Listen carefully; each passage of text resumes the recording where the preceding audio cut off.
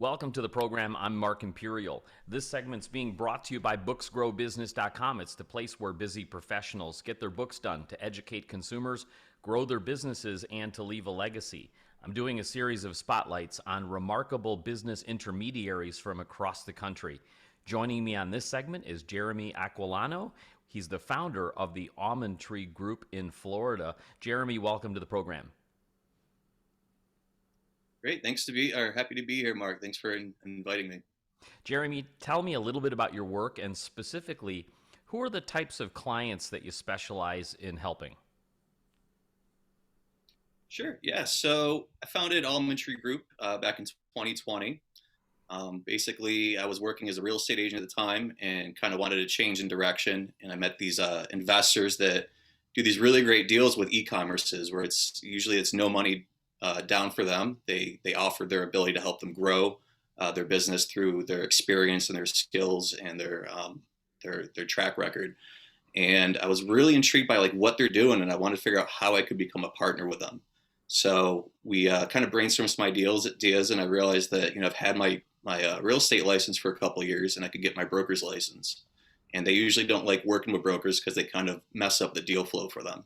So I've said, okay, well, how about I get my broker's license? It's the same license in real estate as it is with business, and that way I can partner with you guys to be your personal broker, and I'll actually help with your guys' lead flow and doing your deals rather than getting in the way. So they love that idea, and I immediately took up my broker's course and passed it in a month, and we started Almond Group shortly after that. And we specialize mainly in just e-commerce businesses, services, software, and like web content sites. So that's fascinating. That specialty with e-commerce. So these are a different type of a seller. Are you mostly representing the seller side in that business, or you also work with buyers? Yeah, that's correct. It's mostly the seller side. Actually, the first deal we did though was with a buyer. He purchased a appliance business that was like $2.3 million, and it was really great for our first deal. But we mostly focus on sellers just because you tend to track the buyers through that process, anyways. And a lot of times, if you're trying to focus on just working with buyers, they kind of drag you through the process, and a lot of them really aren't that serious. So it's So better to that's just. really fascinating. These e-commerce business owners, they're a different breed. Tell me a little bit more about them. They're not the typical, baby boomer that's going to retire after decades and decades of being in the trenches. How much do these e-commerce business owners, sellers, know about the process of selling a business? Tell me a little bit more about them.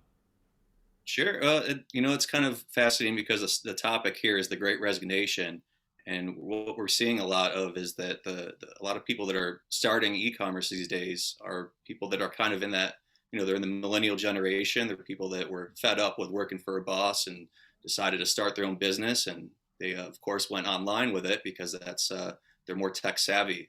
So they're a lot better equipped for doing this type of business. As far as selling it though, a lot of them actually they don't really understand the selling side of the business. So that's kind of where we come into play with helping to coach them through that process and form an exit strategy with them. Yeah, who knew just a couple decades ago nobody would have thought of doing any banking at a bank with no branches or buying anything from a place that has no locations, which is strange. Tell me a little bit about like what don't they know, what they don't know? What are some of the myths and misconceptions that you have that these sellers have? What do they think selling is about and what's the reality? Sure. Well, I'll tell you a little story about someone I'm actually working with right now. Protect his name and his company, but I'll just say his name is Tom, and he works with like truck parts as an e-commerce. And he has kind of expectations that aren't correct because he thinks his business is worth $1 million. But he doesn't really understand that the way we do evaluation off the business is that you look at what their actual discretionary earnings are, and then you base it off of a multiple of that. Usually in e-commerce, it's around 3x of the earnings. So when I did that, it's about 360,000 is what I came up with. But he has this idea in his head that's worth $1 million because he has his own product on there that he creates himself. And one of his friends sold a business for $1 million that was in e-commerce. So it's taken to work, but I gotta educate him basically on what his business is actually worth and how we can get it to that $1 million if he really wants that. sort of pulling those numbers out of thin air a little bit. So tell me, Jeremy, with an e-commerce business, how early should they start planning when they're considering selling? How far ahead of the game should they be? And what are the things that they have to really get in place in order to make the business attractive and sellable? Sure. Yeah. So, like with most businesses, actually, your exit strategy, your planning should really start about a year or two before you actually go on the market. And, one of the big things that we see that a lot of e-commerces need is that the business relies too heavily on the owner. So we kind of work on growing their team out and finding ways to automate the business so it's not so dependent on them. Some other things too is just kind of increasing the conversion rate from the leads that come in into actual sales. There's a number of other ways that we kind of help them as well. Yeah, it sounds like business as usual, just maximizing revenues and valuations. Jeremy, what inspired you? You told us a little bit about your story. Is was that the inspiration to become a business intermediary? Go a little deeper and take us back into how you got in and got started with these investors.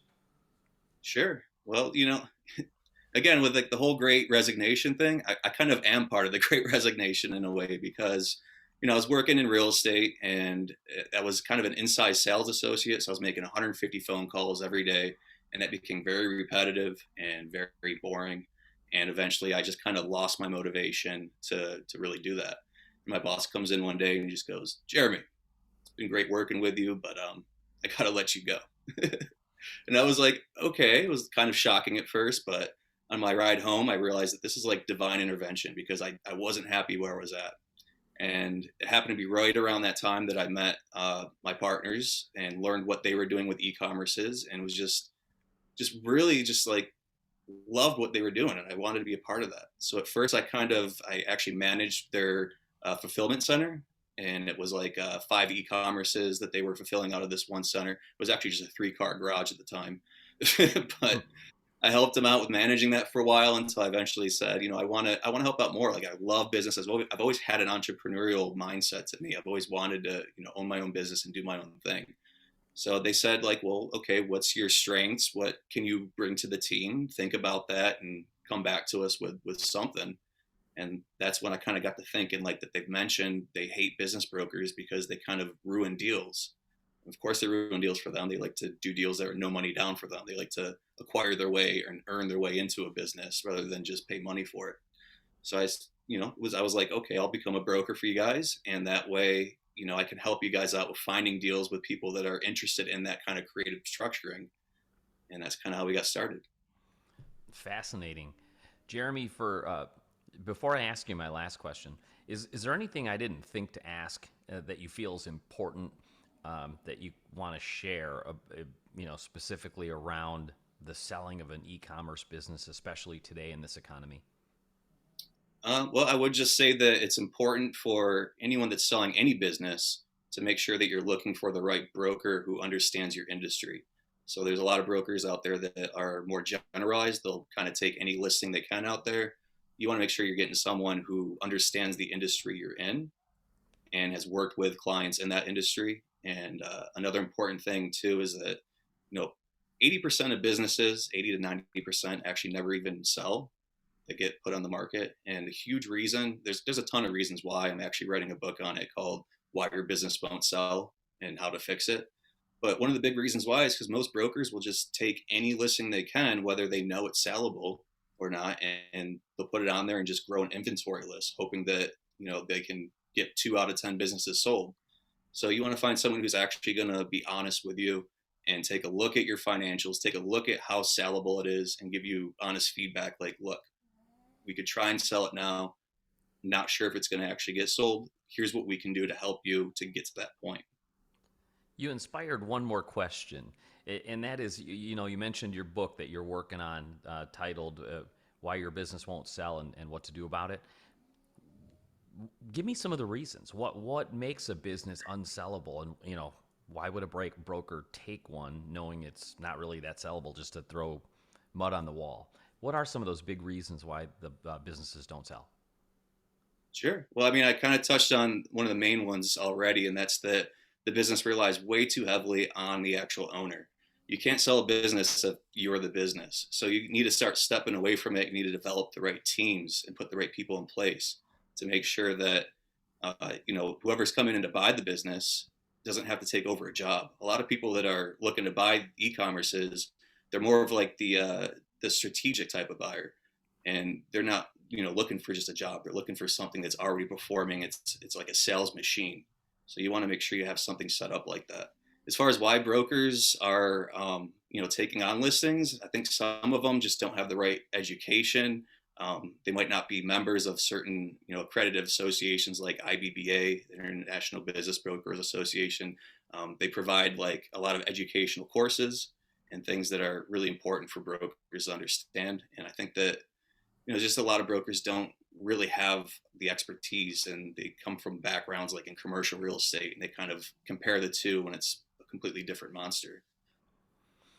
Jeremy, for folks listening now that have an e-commerce business and are considered selling it and would love to speak with you, how can they find you, connect with you, and learn more? Sure. Yes. So you can find us at our website. It's almondtreegroup.com. You can email me at jeremy@almondtreegroup.com, or you can call me. My number is 386-262-6612. Jeremy, this has been fascinating. I really appreciate you taking the time to share with my audience today, and I wish you continued success for you and for all of your clients. Thanks, Mark. Pleasure being here. That was Jeremy Acquilano. He's the founder of Almond Tree Group. And this segment's been brought to you by booksgrowbusiness.com. It's the place where busy professionals get their books done to educate consumers, grow their businesses, and to leave a legacy. That's all for now. I'm Mark Imperial, and thanks for joining me.